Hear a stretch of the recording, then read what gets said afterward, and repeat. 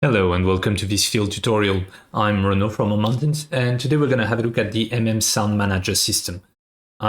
It's a system that will let you play and control sounds over a number of tracks using events. It's built on top of Unity's audio mixer system, and it will provide you with a simple interface to get full control over your game's sounds. Of course, it also comes with dedicated feedbacks that are part of Feel, to make it even easier to use. And if you are using the Corgi engine or the TopDown engine, most of the demos will be using it. So if you're coming from any of these two, this tutorial will also completely apply. Today we'll go over its main features. We'll see how to set it up. We'll see how tracks work, how the feedbacks that come with Feel will let you control sounds that way. And we'll have a look at how you can also interact with the MMSoundManager via scripts, as well as the other settings that will let you get full control over that system. So right now I'm in one of Field demos. It's called Field Duck. You press space, it jumps. It's all driven by feedbacks, but none of these are feedbacks that use the MMSoundManager. You'll find they are just regular sound feedbacks. So the first thing I'm going to do is I'm going to add a sound manager to my scene, and later on we'll see how we can convert these feedbacks to use the sound manager. Now, I add a MMSoundManager to it, and you can see it comes already set up. So what it does is it automatically comes with a settings scripted object already bound to this audio mixer here, and you can see it comes with 4 tracks: master, music, sound effects, UI. If you're just let's say willing to go with the default settings, and I think in 99% of situations default settings are fine, just leave that here. Just know these settings exist. That's what's sort of making the system work under the hood. I wouldn't play with them unless you have very specific needs. The other thing you can tweak from that inspector is the pool size. So the idea is that the MMSoundManager is going to create, at initialization on start, a bunch of audio sources and disable them and start activating them on demand. Every time you're going to play a sound, it's going to look at its pool and pick an inactive audio source and enable it. Put the audio clip you want in it, play it, recycle it automatically at the end. So it's all handled for you. That avoids, of course, runtime instantiation of audio sources and destroying them afterwards, which is super costly. So it's a very optimized system.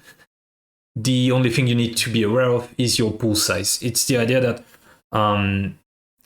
it's determined by the maximum amount of sounds you expect to be playing at once. Depending on the game you're working on, it might be easy to evaluate or not. I would say go with maybe 10 or 20. And there's always this option here, pool can expand, which means that if for some reason you had planned for 20 sounds at once, but I don't know, you've got 2 more enemies that arrive in your scene and start shooting and they're making sounds, and you hadn't planned for that, the system will automatically generate more audio sources at that point. Of course, that's something ideally you would like to avoid, and you would like to remain within the bounds of your pool, but that's a nice, safety precaution to have. It's also a good way to evaluate how many audio sources you need in your pool. You just play your game, let the pool expand, try to get in the weirdest and most demanding situations. You look at the number, that's your pool size. Let's say increase that number by 10, that's your pool size. You could also go with, 100 audio sources. That will mean a slightly longer initialization, but we're talking a fraction of a second, and after that, it costs nothing. So that's for these top settings. And then we have the tracks: master, music, SFX, UI. And you can see that all of these come with a volume slider, as well as controls to mute, pause, stop, play, and free. We're going to go back to what these do once we have some sounds playing. Just a few words on these tracks. So the MMSoundManager uses tracks to place sounds on to give you global control over each of them. Under the hood, they are really regular audio mixer track, which means that theoretically you could also be playing sounds on these tracks like you would without the MMSoundManager, and the MMSoundManager could still control them because it's actually going to be turning, like, for example, the volume of that music track on or off, or up or down. So it makes the system very transparent. Like if you want to interface with other systems, as long as they use Unity's audio mixer, it works too. The other thing about this track is that by default there are 4. Of course, you could create more. And from the various feedbacks and the various methods, you will have ways to say, oh, I'm targeting this extra track. In my experience, for most games, these 4 tracks should be a good start. If not, all you need. Now, there are 3 main ways to play sounds using the MMSoundManager system. The first one is going to be to add feedbacks, and simply using regular MM feedbacks, you're going to be able to play sounds, control the tracks, do pretty much everything is controllable via feedback. There are feedbacks for all of these. Then you can do it via script, calling direct methods on your MMSoundManager, or you can use events, also via script, and that way you can just very agnostically trigger all the sounds to play, all the tracks to mute, all the fades from anywhere. It's one line every time, and it's all documented. We'll get back to that later on. First, we're going to see how we can control our system, play sounds, control them afterwards using feedbacks. So the first thing I'm going to do for that is I'm going to create a MM feedbacks object. I'm going to call it like this. And I'm going to add a MM feedbacks to it.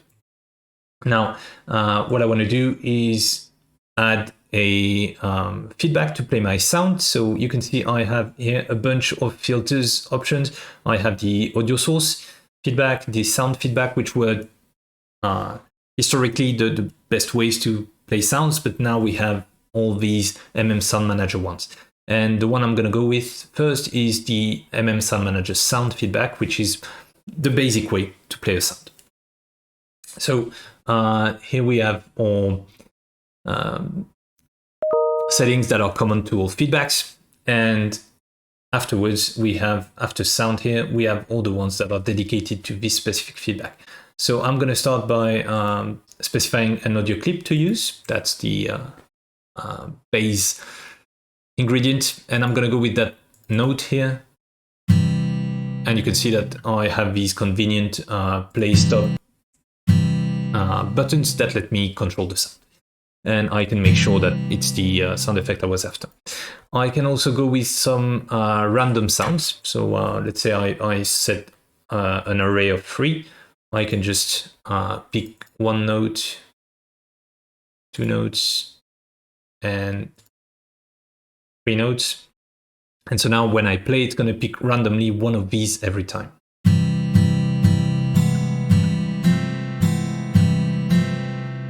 So what's nice with that is it adds, of course, a lot of variety, and usually something you want to go for especially for actions that are repeated all the time. I don't know, a jump, a shot, something like that. But for more clarity on the options I'm going to be testing afterwards, I'm going to go with just one sound so that you can hear the difference the different settings make. So next I can randomize the volume between a min and a max. So if I set it between 0 and 1,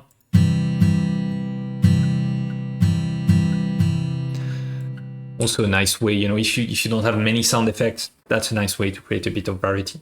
Then I can change the pitch.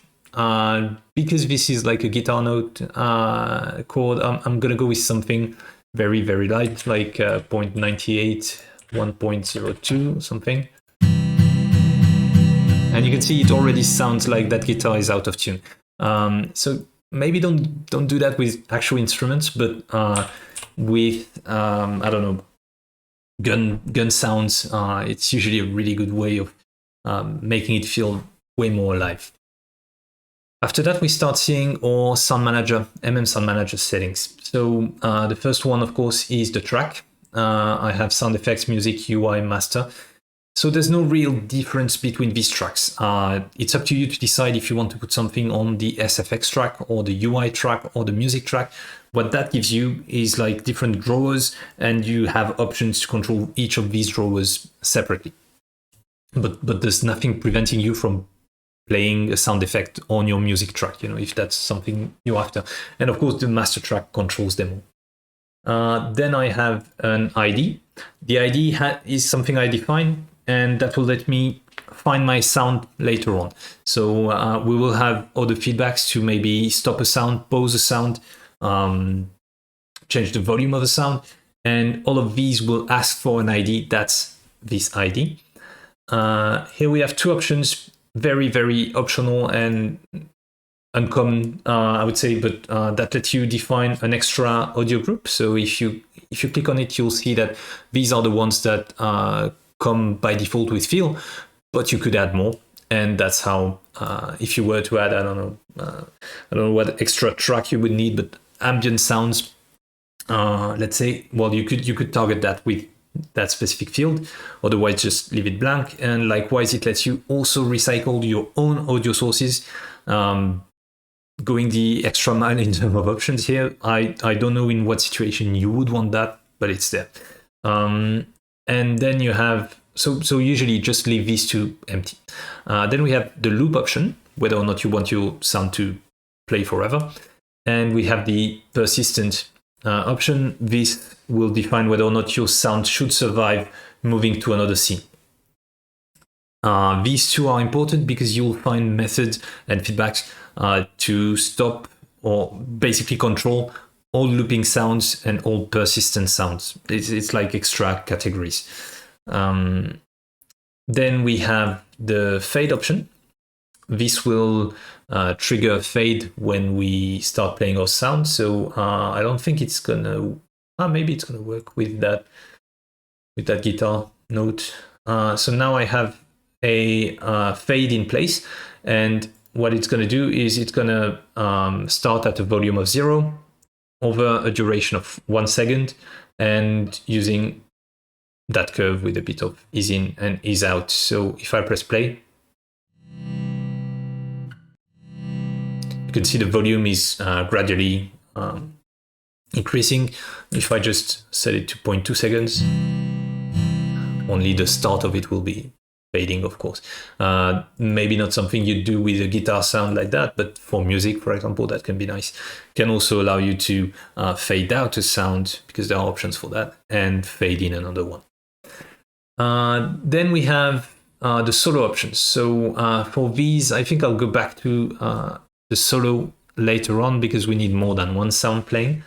But basically what solo means is that when you're playing that sound, it's going to mute other sounds on certain tracks. So you can say, hey, I want to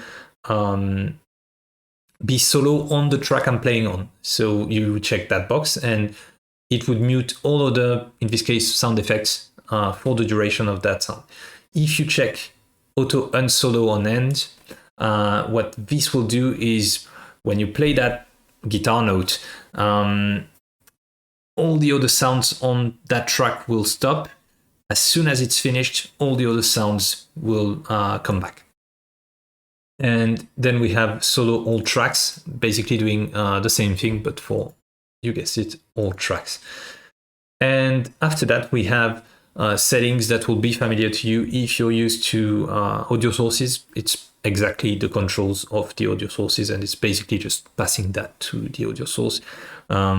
You can check, if you want spatial blend, you can define bypass effects, the priority, the spread, min distance, max distance. So it's basically an audio source exposing all of that, and will let you do a lot of cool stuff.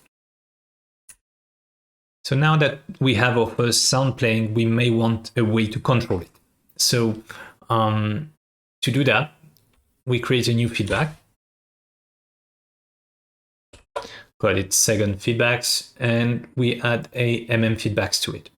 And this time, instead of going for a MMSoundManager sound, I'm going to go with a sound control. So this feedback specifically lets me control an individual sound. We'll go after other feedbacks later on that let us do different things. And you can see that this one, it requires an ID. And that's the ID that we specified here on our original sound. So I'm going to go with 1, 2, 3, something unique. You know, you can go as large a number as you want, and you want to make sure that you match that number, that ID on your sound control.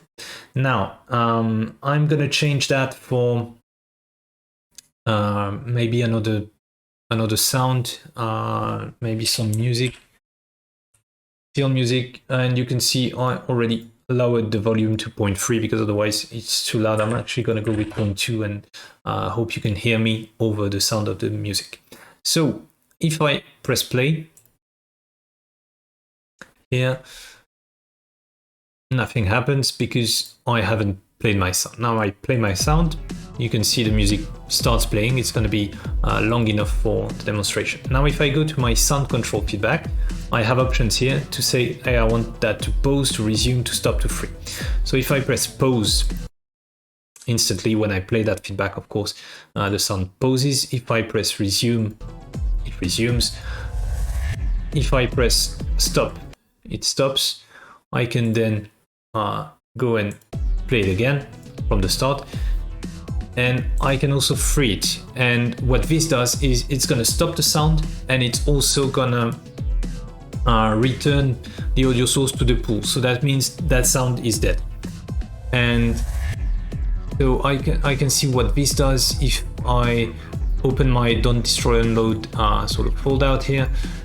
You can see that this well, it just finished, so I'm gonna start it again. As soon as I press play, you can see here in the pool, this audio source has been activated, and that's what is actually playing my sound. If I were to pause that feedback, pause that sound, sorry, you can see the audio source is still active in the pool. That's the same if I were to stop it. But if I free it, you can see that it grays back again, so that sound is now back into the pool, ready to be consumed by something else. So usually what you want to do is play your sound, then maybe pause it, resume, and free it when you're sure you're not going to be using it again. That's really only if you want to actually individually control a sound. That's not necessarily a super common use case. Now we've seen how to control one sound, and that's all good. Now what we can do is see how we can control an entire track. So here we have our music, and we're going to say it's playing now on the music track, just to be consistent. And on my second feedback, I'm going to remove the sound control one, and I'm going to go with not the right place. I'm going to go with a track control.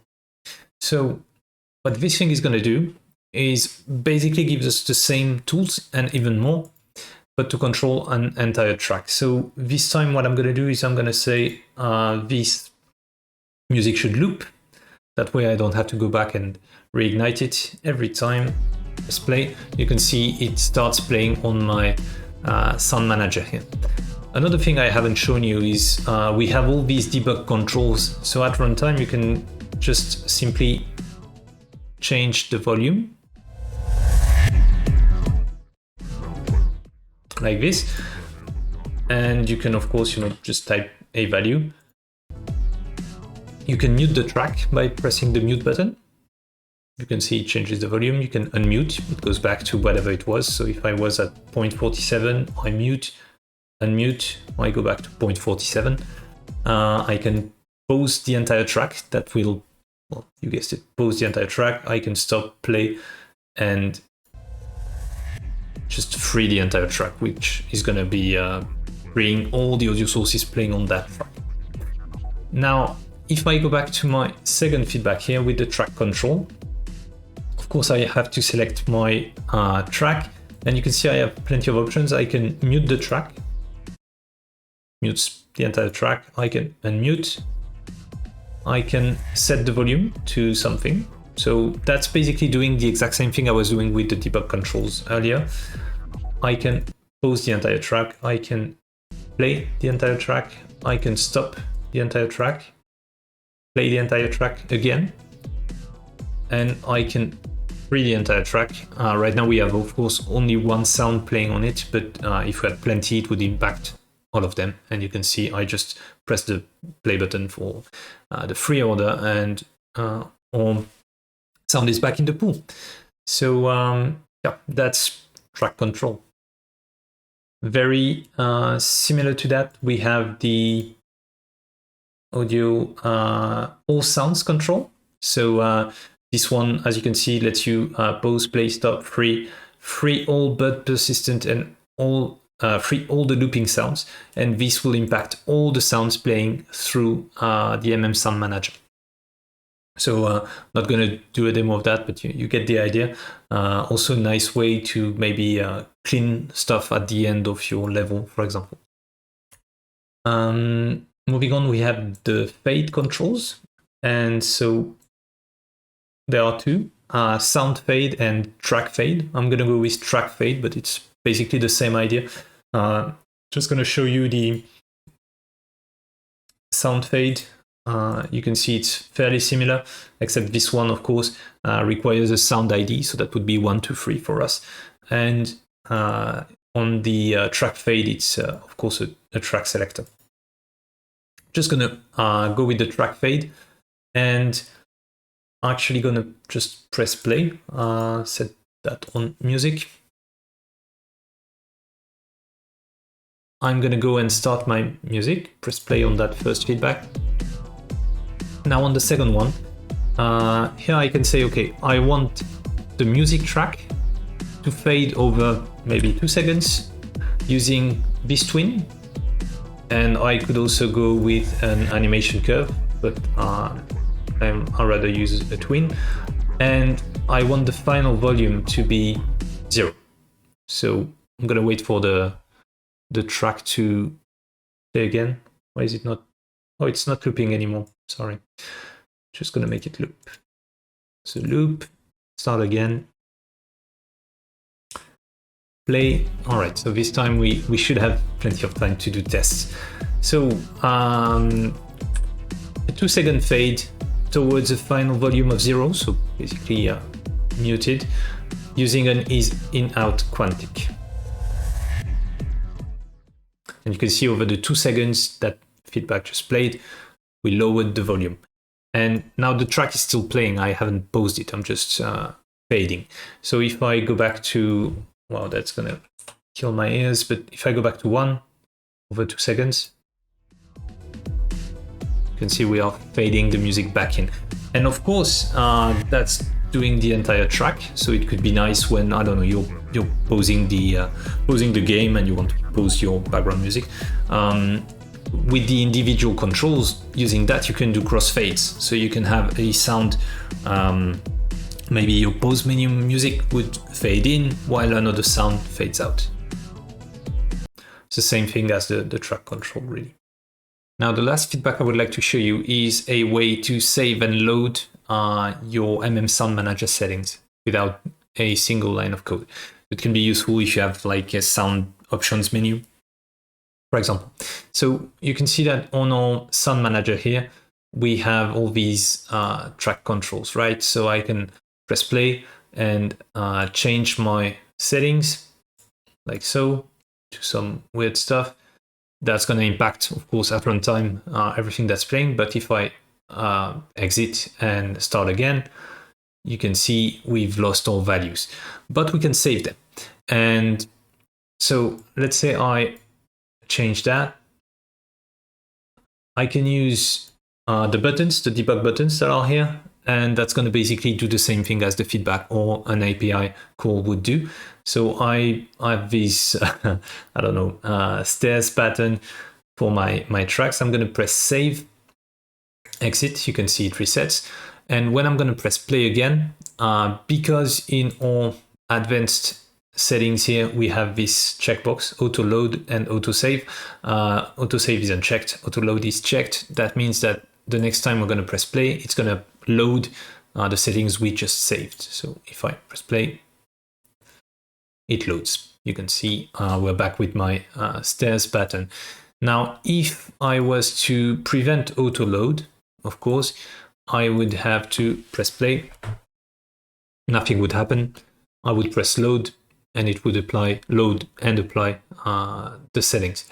So this can be done via these debug menu buttons, which of course are not super useful outside of the editor. So there are feedbacks for that and API calls. I'm gonna go on my, well, actually exit play mode. Gonna go here and add a save and load, MMSoundManager save and load feedback. Gonna press play. Gonna go on my sound manager, which is still set to auto load, and I'm gonna go with some changes like that, and I'm gonna go with save. No, actually, I want to do that with the feedback. So I'm gonna go with something we can remember. So I'm gonna do the descending stairs pattern, something like that, right? On my second feedback, I'm gonna trigger a save by simply pressing play like that. And then I can go on my sound manager making changes even at runtime. Let's say I put everything to the max. If I go on my second feedback and press load and trigger a play, you can see we're back with the descending stairs. So of course you can do that via code. You can also do that via feedbacks, so it's convenient. So the last thing I would like to show you today is how you can access the MMSoundManager, not just via feedbacks, but via code. And to do that, I'm going to go into my scripts folder here. So it's outside of field. That's the one I was doing the getting started tutorial in. And I'm going to create a new script, and I'm going to call that sound tester. And I'm going to open that in my IDE. And here we go. So the first thing I want to make sure is that I have this using mountains tools. And I'm going to start by declaring a public audio clip, my clip. So that's going to give me from the inspector a slot in which I can say I want that sound to play, right? And now we need a way to play it. So I'm going to go with a public void play my sound, and in it I'm going to go with the following line. So MMSoundManager sound play event trigger, and I'm going to go with my clip. So then I have to specify the track I'm playing on. Don't be alarmed by the massive list of parameters above, by the way. It's easier than it looks. So I'm going to say that my clip will play on the sound effect track, and I want it to play at this object's position, and that's it. The rest is optional parameters. We'll get to them in a second. So now I have a public method I can use to play my sound. I just need, I guess what would be missing would be a way to trigger that method, right? So we could have a button in the UI. Let's go with some input. So I'm going to go with private void update, and on update, I'm going to say if input get key down, and I'm going to bind that to the K key. So every time I press the K key down, I'm going to call play my sound. So press K, play the sound. And let's test that. See if it works. So I'm going back to Unity, going to create a object to host my newly created mono behavior, called it sound tester. I drag my script here, and you can see it's asking for a audio clip that's by design, and I'm going to go with the field letters demo kick. All right, so every time I press K, we should hear a kick. Amazing what technology can achieve these days. So it works. What else? If I go back to here, so as you could see, there were like quite a lot of parameters. This is the entire list, and it basically exposes everything you had access to when you were creating a sound feedback. So you find all the optional stuff like passing an audio source or deciding whether or not it's persistent, whether it should loop, all the bypass effects and so on. So you could theoretically add more and more in the order they are being passed. Another way is to use shortcuts like persistent, true, and loop false, for example. That's I think more readable and also much shorter. Another way of doing things is to create an options object and then reuse it. So I'm just going to do that. MMSoundManager, play options, options, and I'm going to say options equals the default options. So that initializes the object, and then I can start adding overrides. So for example, options.volume should be 0.5 and options.loop should be true. So now I can call my event again, MMSoundManager play event, trigger my clip options. And so basically all the options that you would put if you were doing a first signature call like that, they go into that options. That makes for very, very short calls. And the cool thing is you could theoretically then afterwards add more calls later on in your code if you had more clips to play, and they would reuse all the exact same set of options. So you initialize your options once, reuse them a lot. That's a convenient pattern. Of course, at this point, that method isn't making any sense anymore. We're playing two sounds at once. It's not what we want to do. I'm just writing all the code here. Just don't copy paste that whole thing. It would be horrible. I'm going to show you, so I'm going to start maybe adding comments so that it makes more sense. So that's a basic call.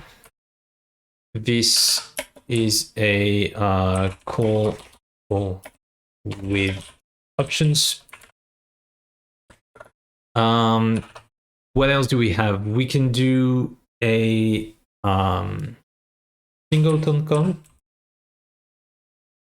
Yeah, because these are basic event call, I guess.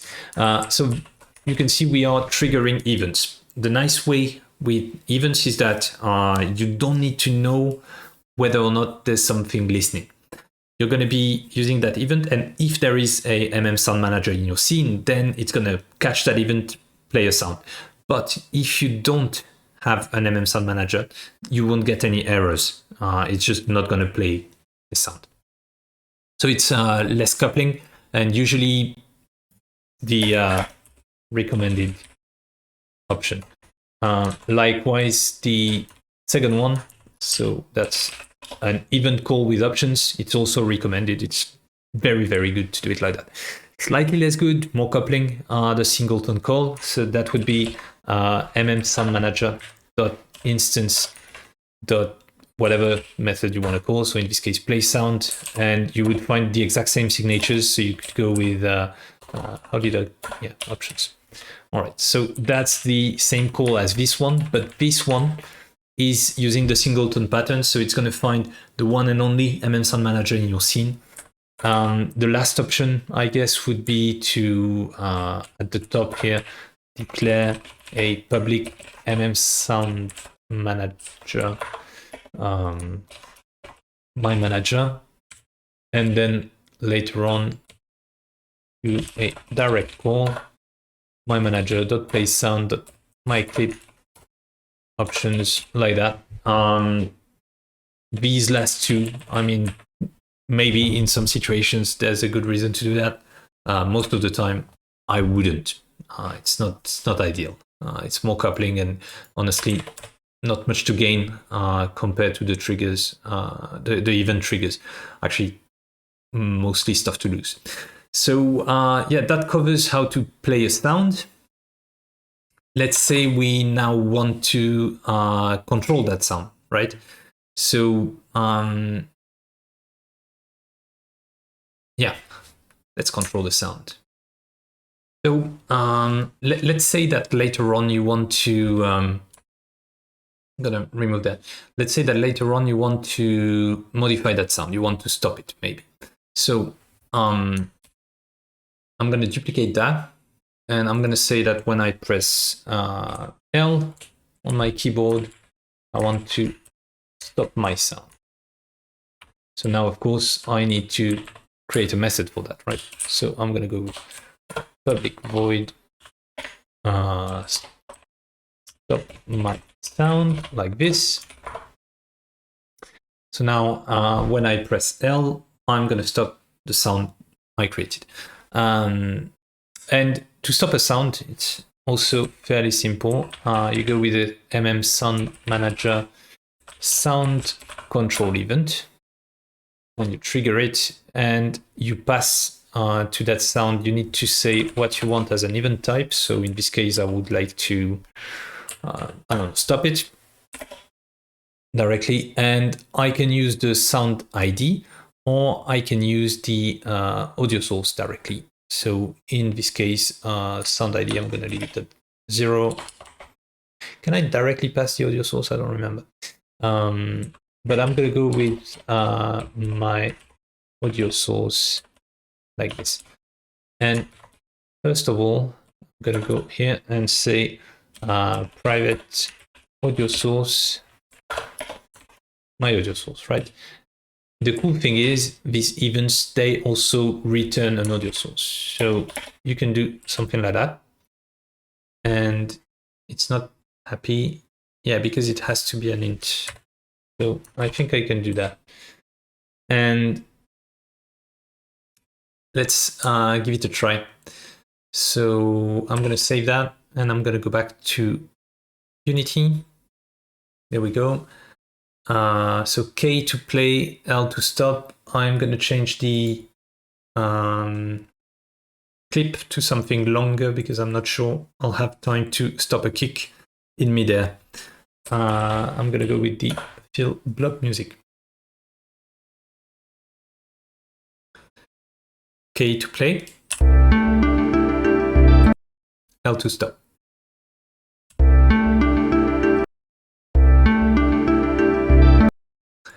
So it's very simple code, but basically what this does is this plays the sound.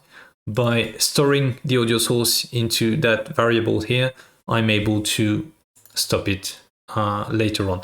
Just gonna double check one thing.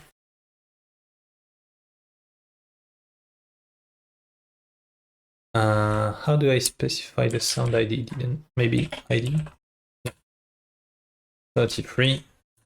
Let's see if that still works. I'm being confused by my own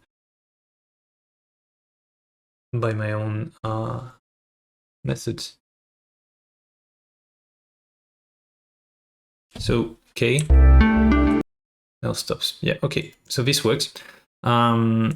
I think the way it works, if I remember correctly, is if you don't specify an audio source, it uses the ID. If you specify an audio source, it ignores the ID. So that's how it works. And then there's more you can do. You know, you could basically everything we've seen using feedbacks can be done using code. So for example, I'm copy pasting directly from the documentation on another screen, but this, for example, would trigger a no sound control event that would stop all the sounds. And if we wanted to, I don't know, fade a track, we would use a line that looks like that. So also triggering an event on the music track for a fade duration of 2 seconds. And we want to reach a final volume of 0.5 using that curve. So yeah, that's pretty much all there is to know about how to control MMSoundManager via code. So that's it. That pretty much covers all you have to know about the MMSoundManager. The advanced way, I would say, of controlling sound, but in my opinion, way better than the native options. If you want to go further, I would recommend using, Wise or F mode. There are, of course, more advanced sound solutions out there. I found that for small games, this one is more convenient than the bigger ones and more powerful than Unity native methods. And combined with the MM feedback system, I think it's, in my opinion, I might be biased, the best way to play sounds in Unity. Yeah, that's pretty much it. I hope you learned something new today, and I'll see you in the next video. Bye.